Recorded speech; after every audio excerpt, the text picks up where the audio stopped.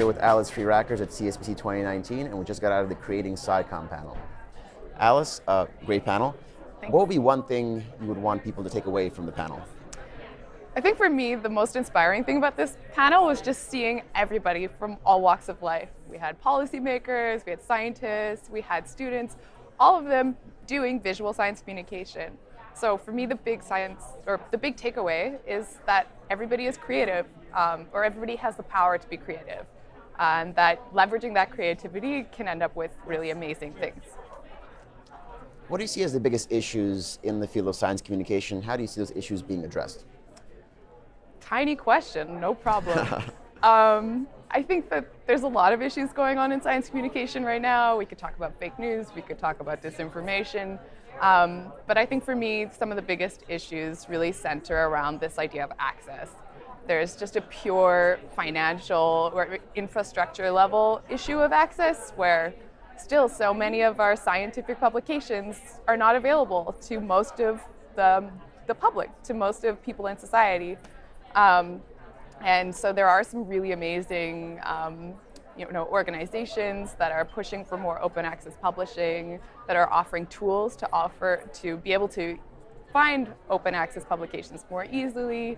There's a big, amazing amount of work happening from the libraries to put some paywalled papers into their repositories and make them available. So there's all of that going on with respect to access on a financial level. But then there's also the question of access in terms of the words that we use and the places that we share our science. So we're constantly talking about mobilizing knowledge or disseminating our research, but I would really love to see more people broadening the definition of their audience or who they see their audience as being.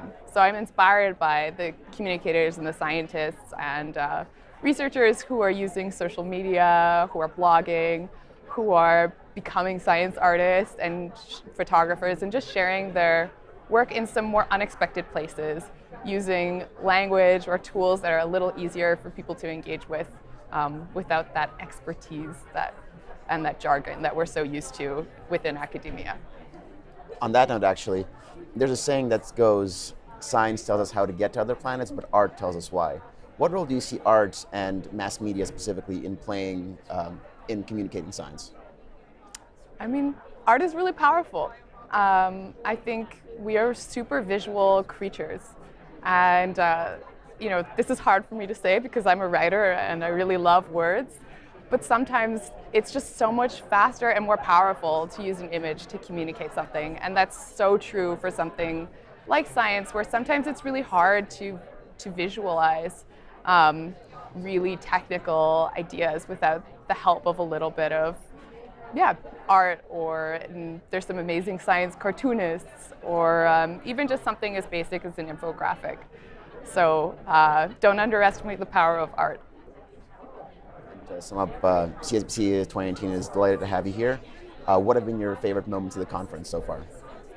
The people are amazing. Yeah, it's been so great to meet all these people that I've read about or followed creepily on Twitter, stalking their every move. Just kidding. But just the kind of connections that are happening and the conversations that emerge outside of the panels and outside of the organized infrastructure have been so rewarding. So it's a pleasure to be here. Thank you so much, Alice. Thank you for your time. And that's it. Check out more videos.